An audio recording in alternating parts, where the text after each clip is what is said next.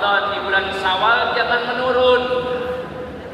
Ini saya mungkin salah terlalu jauh ya, saya turun ke bawah aja. Apa-apa. Saya nggak bisa kalau di hadapan orang tua, saya di atas. Dan jangan panggil saya Ustaz, cukup panggil AA aja ya. AA ganteng. Anggi Asyifa, gitulah. Saya punya pondok pesantren bukan karena punya ilmu, karena bingung mau ngapain lagi. Karena saya sadar sekarang yang meninggal kakek saya lebih tua meninggal ketimbang tua umurnya. Paham nggak maksudnya? Kemarin ngisi acara di Kiai Batu Tamam ya. Itu keluarga besar Kiai Haji Abdullah. Saya tanya itu udah kelima ke atas. Berarti kalau diukur wafatnya beliau udah lebih tua ketimbang hidupnya beliau. Betul sampai sini? Lalu kalau kita ngandelin ibadah untuk pertolongan di hadapan Allah, udah nggak bisa. Ini ibu-ibu mungkin duluan, saya belakangan. Matinya mungkin duluan, atau sebaliknya, saya belakangan, ibu duluan. Bu, Nabi usia 63, 64 meninggal dunia. Kita nggak jauh dari itu. Maka yang tadi diangkat jabatannya sebagai apa tadi Bapak? Yang 30 orang tadi? P3K. P3K bersyukur diangkat jabatan, lihat umur. Berapa usianya sekarang diangkat jabatan? 40? Hah? 14? 40 kalau umur Nabi 63, berapa lagi sisa umur kita? Nah Bu, kenapa ibu menjadi seorang guru? Karena ada amal jariah yang mengalir. Walaupun usia kita hanya sedikit, tapi umur boleh berakhir, amal jariah akan terus mengalir. Apa? Au ilmin yantafa'u bihi.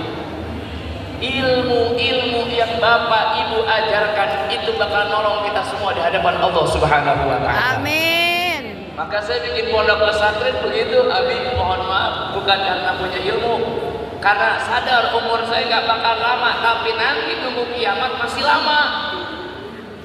Jangankan nunggu di akhirat, di kuburan udah habis duluan. Tapi kalau sesuai dengan fatwanya, logonya Kabupaten Bogor, ikhlas beramal, ngajarnya ikhlas. Ikhlas enggak? Ikhlas. Tapi kadang-kadang kurang ajar pada ikhlas ya. Gurunya bilang ikhlas, pemerintahnya nggak perhatiin guru-gurunya. Bener apa bener? Tapi kalau Bapak Ibu mendingan punya gaji kalau di pondok pesantren. Allahu Akbar. Nggak cuma ngurusin belajar, ngurusin koreng, yang budigan, yang kurapan. Shallu ala Nabi Muhammad. Maka kita yakin dan percaya umur akan berakhir, tapi ada amal jariah yang bakal mengalir. Apa? Ilmu yang manfaat. Maka mudah-mudahan ibu dan bapak dikuatkan sama Allah menjadi orang-orang yang terus mengabdi untuk mengajarkan ilmu-ilmu yang bermanfaat. Amin. Hadirin yang dicintai Allah, ayah bunda yang sangat saya cintai, halal bihalal itu hanya sekedar simbolis saja dalam pertemuan ini. Saya yakin dan saya yakinnya bertemunya manusia aja sudah saling memaafkan satu dengan yang lainnya. Cuman tolong, kata Nabi Muhammad, makna takwa itu bukan hanya Ramadan. Kalau kemarin orang Ramadan kepancing emosi, sayang puasanya. Kalau kemarin orang Ramadan walaupun gak punya apa-apa masih mau sedekah walaupun sedikit, tapi kok heran Ramadan belum lama kita udah mulai dengki sama orang, mulai udah ngomongin orang lagi, ibadahnya udah mulai kurang. Padahal kemarin waktu Ramadan salat tarawih 23 rakaat kuat. Kenapa sekarang tahajud yang 2 rakaat lewat?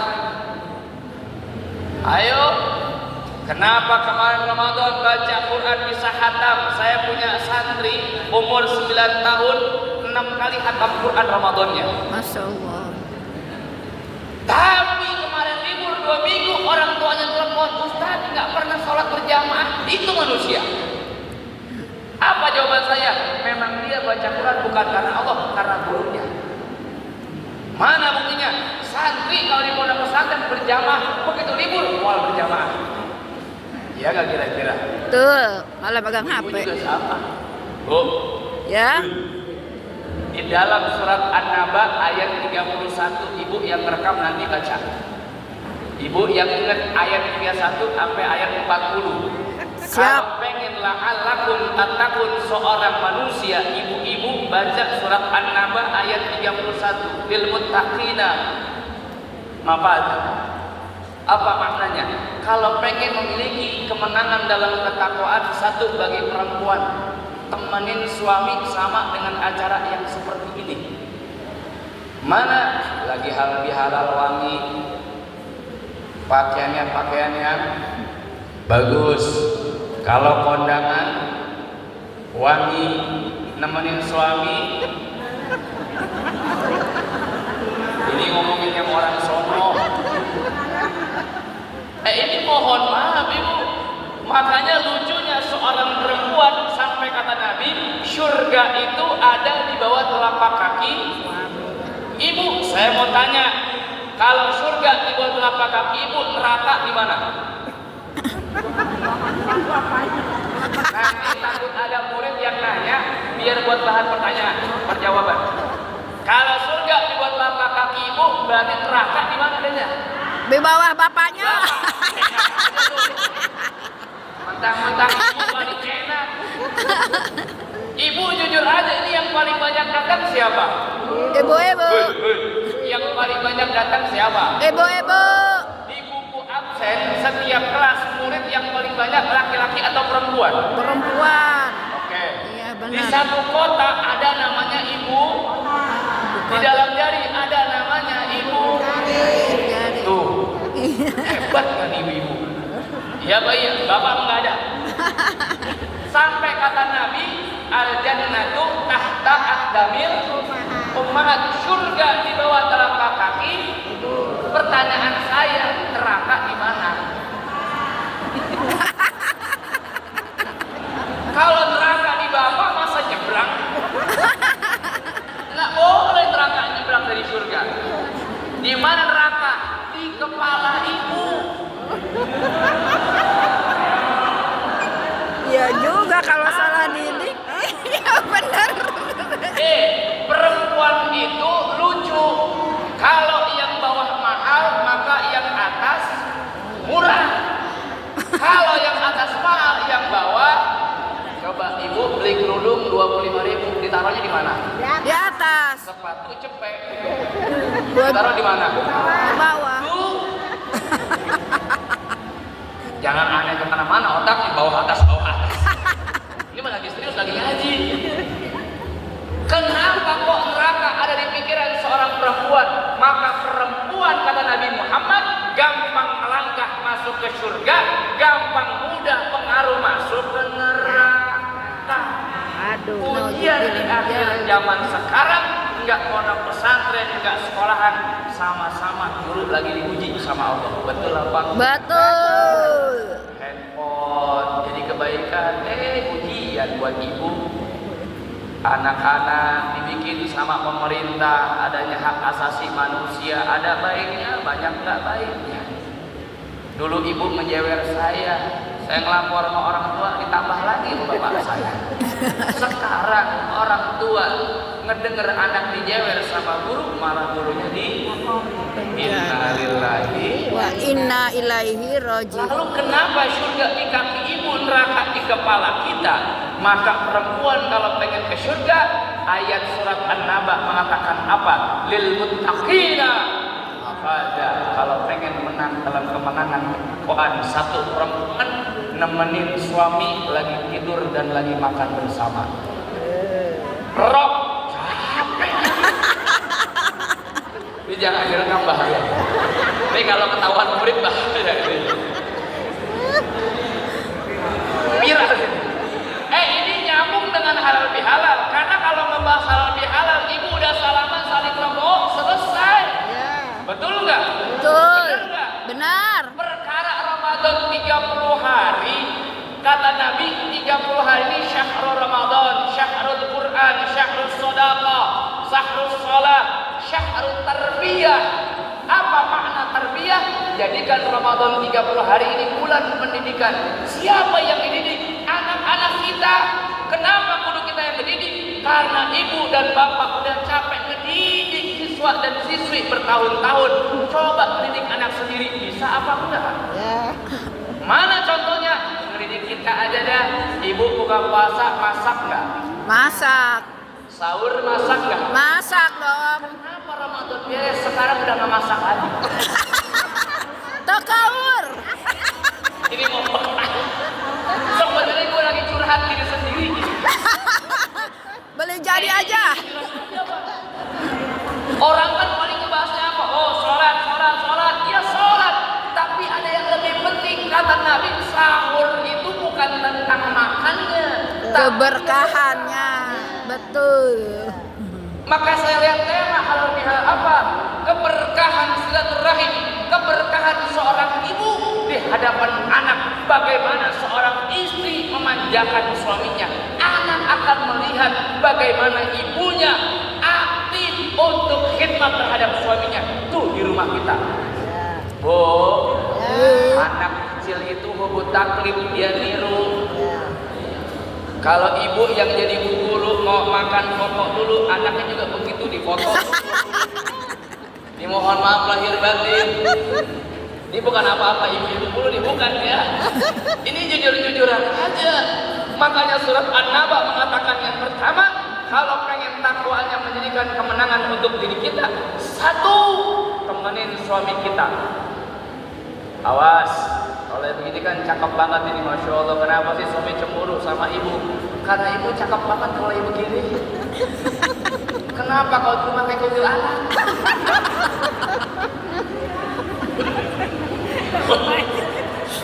Kadang-kadang kalau di rumah, Masya Allah, rambut meriah atau meriah. Saya kan orang Bojonggede, Abi, mohon maaf, jadi bahasanya begitu. Rambut meriah. Nonton TV udah gak ada yang rame, handphone aja handphone. Ambil celentang rambut meriam itu di anak. Sallu ala Nabi Muhammad. Sallu ala Nabi Muhammad. Maka istri yang pertama kalau pengen menikmati kemenangan takwa, temenin suami. Gua dilawan lagi pada nggak bisa. Bukan apa Ramadan 2 kali dia masak buat keluarga, kok bisa? Kenapa beres Ramadan sekali nggak mau? Awas, di ayat ke-34 kalau nggak salah, dan isi gelas-gelas jangan sampai kosong. Maknanya apa? Kalau suami makan temenin. Oh, ibu berangkat ngaji, ngajar jam berapa? 6:30. Jam berapa? 6:30. Saya punya umi juga sama, dia ngajar. Tapi jam 5 orang dulu udah masak air. Udah tuh Pak sama. Ya gua kan ngomongin orang dulu. Kan lagi cerita ini. Bu, Ya. bu, Ya. yang di belakang, Woi. Woi. Ini kan ngomongin dia ini. Karena banyak orang zaman sekarang karena di mana-mana pakai handphone dibikin status. Bang, kalau mau ngopi nyeduh dewek sendiri, oh. Dipoto kopinya tuh di pojokan gitu. Emang suami kita mending apa? Bu, ibu, Ya. di dalam tafsir Ibnu Katsir. Oke, terakhir sekarang. Masih berapa menit lagi, Ki? Handphone saya di mana tuh? 30 menit lagi. Oh, Ya. yang belakang, di dalam tafsir Ibnu Katsir, diingat cuma 2. Mohon maaf lahir batin. 1. Ini 2 hal dipegang. 1, hada fadlihi ta'ala alal aba bi barakati du'ail abna. 1. Wa hada fadlihi ta'ala alal abna bi barakati amalul aba. Hidup ibu nggak usah pengen jadi wali, terlalu rumit, capek. Nggak usah banyak-banyak zikir, cukup subhanallah walhamdulillah wala ilaha illallah wallahu akbar. Kalau pengen gampang urusan, rajin-rajin baca al-insyirah, alam nasrah lakal sadrah, Wa wada'na an Awizra. kalau anak pengen nurut sama ibu gampang caranya.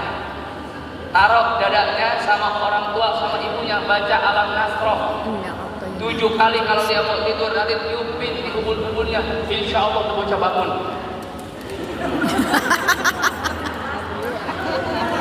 Lu tiup ubun-ubunnya. Bu, ibu, 2 hal jadi pegangan kita bareng-bareng termasuk saya. 1, hada fadlihi ta'ala alal aba bi barakati du'ail abna. Kita orang tua bakal bahagia lantaran doa dari anak-anak kita. Dosa kita banyak, pasti. Betul Pak? Betul. Betul Bu? Betul. Sekarang anak butuh ridho kita, tapi nanti di akhirat kita yang butuh doa anak kita. Beneran ini mah. Makanya 3 amal yang gak bakal putus termasuk waladun soleh, anak yang soleh. Siapa anak yang soleh? Seorang anak yang ingat dengan orang tua, yang mendoakan orang tuanya. Walad di sini gak harus anak kandung, termasuk anak didik yang ibu bapak didik itu. Kalau dia ingat sama kita dengan kebaikan ilmunya, dia doakan kita, maka insya Allah selamatlah kita di hadapan Allah Subhanahu wa Ta'ala. Amin ya rabbal alamin. Beruntungnya seorang bapak karena doa dari anak-anaknya. Tapi jangan anak orang terus yang kita ajarkan doa. Anak-anak kita, maka lihat 30 hari Ramadan, bukan cuma ibu, bapak juga sama. Mohon maaf Pak, termasuk saya, walaupun anak saya baru 2. Istri jangan lu sebut-sebut dah, bahaya nih. Bu, Pak, 30 hari Ramadan bulan tarbiyah. Bapak yang rajin untuk jamaah di masjid, jangan kebangetan rajin ke masjid. Sekali-kali di rumah. Kok begitu sih? Iya, kata Nabi Muhammad, hei, tengok rumahmu, masjidnya cahaya, rumahnya gelap. Ramadan ngajarin kita gemar untuk ibadah di rumah. Kenapa? Memastikan anak-anak kita sama dengan ayahnya untuk sholat dalam berjamaahnya. Sedangkan Ramadan berakhir, berjamaahnya berakhir. Kalau nggak kebagian maghrib, bapak pulang subuh masih bisa berjamaah. Saya pun jujur Bu, saya ketolong aja punya pesantren. Kalau nggak punya pondok juga orang-orangnya emang susah ya. Karena nggak gampang ngajarin anak sendiri ternyata. Ngajarin anak orang bisa nurut, anak sendiri belum tentu nurut. Betul apa betul? Makanya tahun ini anak saya lulus nih, langsung saya bikin pondokin keluar saja. Kenapa? Kalau mondok sama bapaknya nggak bakal bener-bener. Sekarang lu nurut, ntar lu minta duit sama gua. Bener apa bener? Tapi tetap seorang ayah bagaimanapun akan mendapatkan hukuman dari Allah, pertanyaan dari Allah. Hei, kamu rajin dalam ibadah, bagaimana dengan keluargamu? Bagaimana dengan anak-anakmu? Maka Ramadan bulan tarbiyah bukan hanya tentang kebersamaan makan sahur dan berbuka puasa. Ada sholat yang anak melihat kebersamaan ayah dan keluarganya. Maka yang kedua kata tafsir Ibnu Katsir, wa hadza fadlihi ta'ala 'alal abna bi barakati amalul aba. Yang terakhir yang kedua ini, anak kita bakal bahagia lantaran amal dari orang tuanya. Mumpung masih hidup, kalau ibu menjadi seorang guru yang terbaik, nanti anak kita akan bangga dengan diri kita. Amin. Nanti kita meninggal dunia, anak kita akan ketemu jodohnya, ditanya sama calonnya, kamu anak siapa? Anak pak guru ini, anak bu guru ini. Karena orang tuanya orang soleh, anaknya kebagian keberkahan kesalehannya. Amin ya rabbal alamin. Kemarin acara tuh di Badrut Tamam, Masya Allah, kumpul semua keluarga besar. Padahal Kiai Haji Abdullah itu wafatnya udah lama banget ya. Iya. Tapi karena kesalehan dan doa beliau yang ikhlas, sampai keturunan-keturunannya masih menjadi orang-orang yang soleh. Alhamdulillah. Ayo Bapak Ibu, tolong dijaga kebaikan Allah kasih. Termasuk diri saya Makanya orang kalau undang saya suruh datang ke pondok bukan karena saya itu kepengen dihormatin, bukan. Biar orang itu melihat foto saya lalu ada tulisan di bawahnya. Apa tulisannya? Jangankan ilmu, bodoh aja saya gak punya. Paham sampai sini? Paham. Jangankan ilmu, bodoh aja saya tidak punya. Yang kita miliki ini adalah amanah anugerah dari Allah Subhanahu wa ta'ala.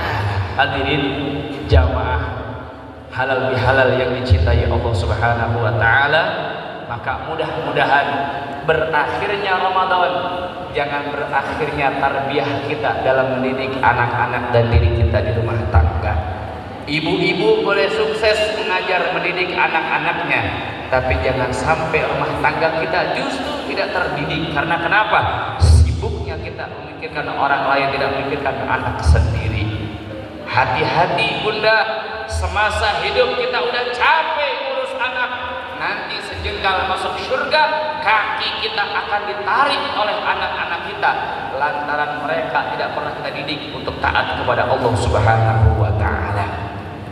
Kita baca Fatihah. Mudah-mudahan seluruh para guru-guru sekecamatan Ranca Umur, Kabupaten Bogor, bahkan se-Indonesia, Allah berikan kekuatan untuk istiqomah menjadikan ilmu yang mereka miliki ini sebagai bekal amal ibadah di hadapan Allah Subhanahu wa ta'ala. Dan kita doakan pemerintah kita dan seluruh pemerintah baik dari pusat sampai tingkat desa, semoga Allah berikan kelancaran dalam terus menjalankan setiap tugas dan mengemban amanahnya. Mudah-mudahan Allah berikan Indonesia baldatun thayyibatun wa rabbun ghafur. Ila hadhihi niyyah wa ala kulli niyatin shalihah. Al-Fatihah. A'udzu billahi minasy syaithanir Bismillahirrahmanirrahim. Alhamdulillahirabbil alamin. Ar-Rahmanir Rahim. Maliki yaumiddin. Iyyaka na'budu wa iyyaka nasta'in. Ihdinas siratal mustaqim. Shiratal ladzina an'amta 'alaihim ghairil maghdubi 'alaihim waladdallin. Amin.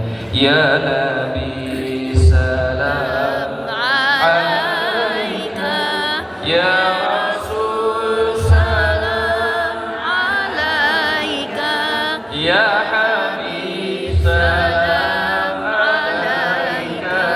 Salawatullah 'alaika. Semuanya. Ya Nabi salam 'alaika, ya Rasul salam 'alaika, Amin.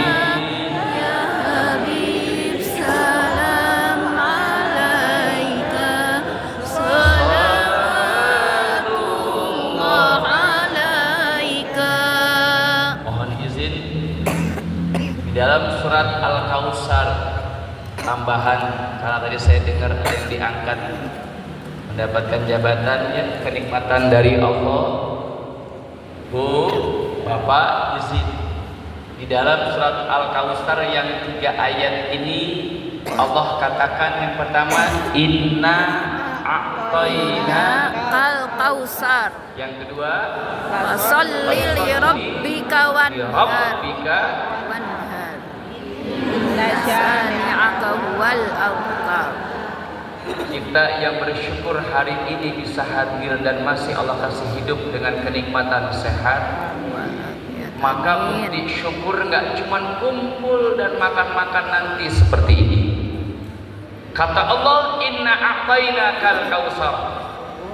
Allah telah kasih nikmat udah banyak. Awas, nggak ada yang miskin di antara kita. Yang miskin itu gaya kita.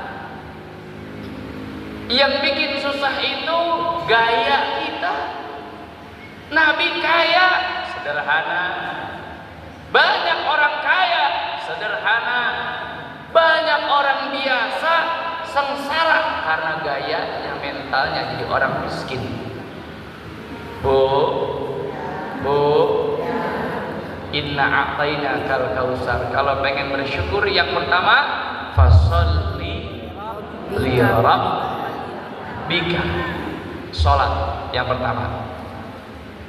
oleh-oleh untuk saya dan kita semuanya.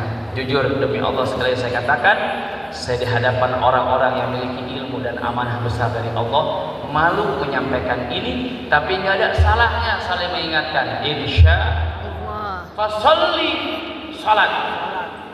Kenapa dengan salat? Ya, bisa jadi kita merasa punya ilmu, pagi-pagi marah-marah terhadap orang lain. Zohor, takbir, diangkat nggak tangannya? Diangkat. Diangkat nggak dua-duanya? Diangkat. Apa makna takbir ini? Nyerah. Orang kalau nyerah diangkat nggak? Ya. Nanti habis Zohor marah-marah lagi, ngerasa paling hebat. Asar, Allah. nyerah. Maghrib, nyerah.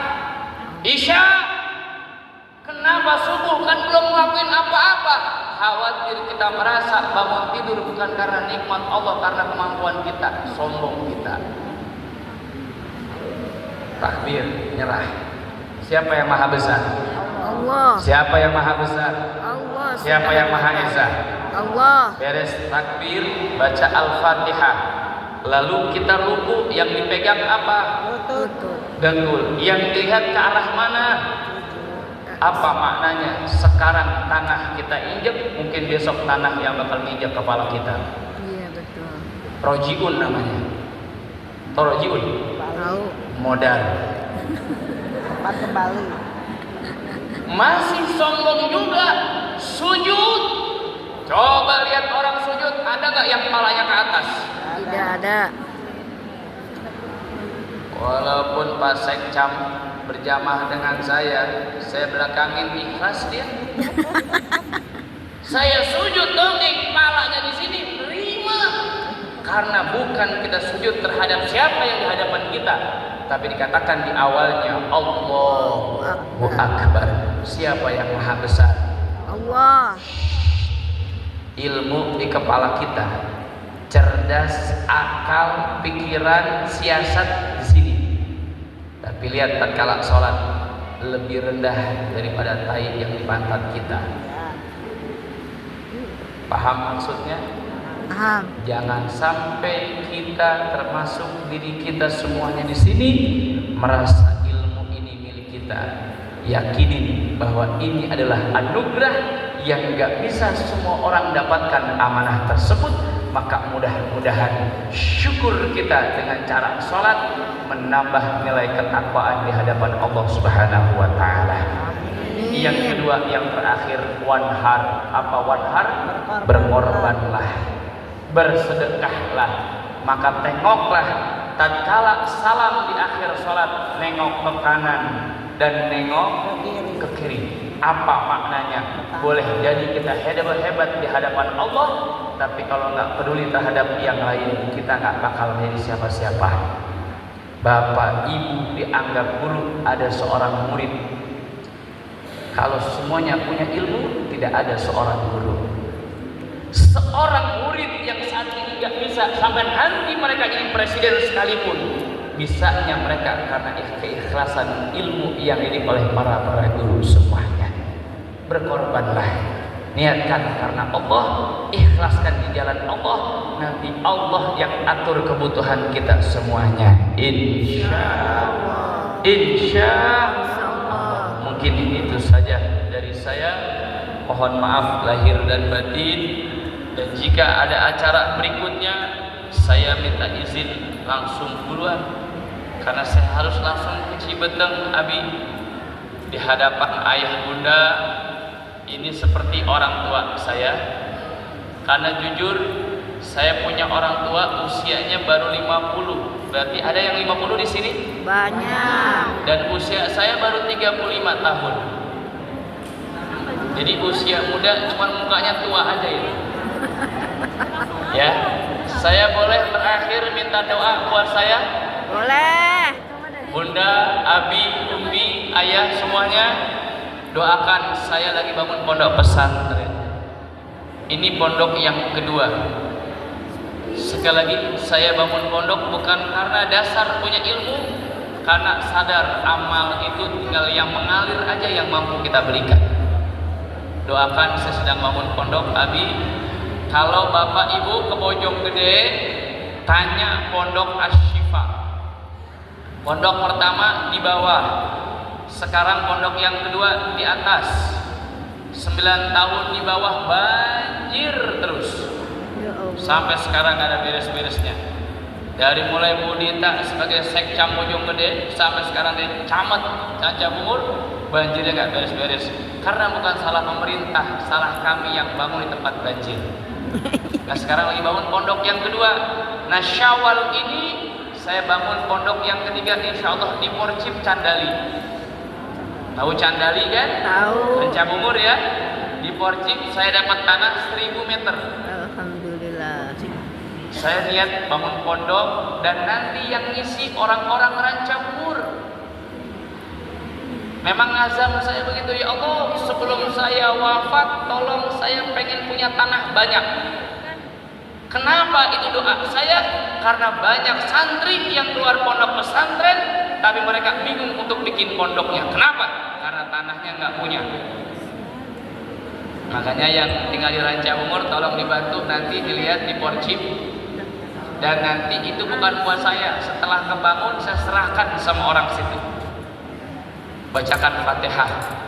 Mudah-mudahan Fatihah daripada guru-guru yang mulia ini Allah gampangkan hajat-hajat kita semuanya. Amin. Saya boleh jujur gak apa-apa ya, biar jadi doa. Pondok yang sekarang sudah kebangun dalam setahun, alhamdulillah sedang finishing, tapi saya harus bayar tanahnya 5,2 miliar. Besar. Jadi utang ibu banyak, utang saya lebih banyak. Umur 35 tahun punya hutang 5,2 miliar di pondok yang kedua. Dan santri semuanya gratis. Kenapa kok berani bayar tanah seperti itu? Karena tadi, kalau semua tanah dikuasai bukan orang yang ahli ilmu, maka gelaplah wilayah kita. Doakan, mudah-mudahan min haitsu la yahtasib Allah datangkan orang-orang yang berniat membayar semeter 2 meternya untuk wakaf tanah pondok pesantren. Bapak Ibu yang mendoakan kami para santri, mudah-mudahan anak cucu Bapak Ibu ada yang menjadi penghafal Quran. Amin. Kalaupun tidak sampai ibu meninggal dunia, saya demi Allah bersaksi di hadapan Allah nanti, ya Allah, setiap tetesan keringatnya para santri yang menghafal Quran, tolong amal jarinya mengalirkan untuk semua orang-orang yang mendukung kami dalam perjuangan ini. Amin. Allahumma sholli ala sayyidina Muhammad wa ala ali sayyidina Muhammad bijahi sayyidina Muhammad sallallahu alaihi wasallam. Al-Fatihah. Bismillahirrahmanirrahim. Alhamdulillahirabbil alamin. Arrahmanirrahim. Maliki yaumiddin. Iyyaka na'budu wa iyyaka nasta'in. Siratal ladzina an'amta 'alaihim ghairil maghdubi 'alaihim. Mudah-mudahan semuanya Allah berikan keberkahan dan kelancaran ya. Bapak Ibu, mari terima kasih banyak atas segala apapun yang telah diberikan kami dan saya. Mohon maaf Abi, saya mungkin sebentar duduk langsung berangkat lagi karena langsung ngejar acara yang berikutnya. Terima kasih banyak atas waktu dan kesempatannya. Mudah-mudahan panjang umur semuanya. Allah berikan sehat walafiat, kekuatan istiqomah. Insyaallah setiap tetesan keringat ayah bunda guru-guru menjadi amal jariah mengalir buat semuanya. Assalamualaikum warahmatullahi wabarakatuh.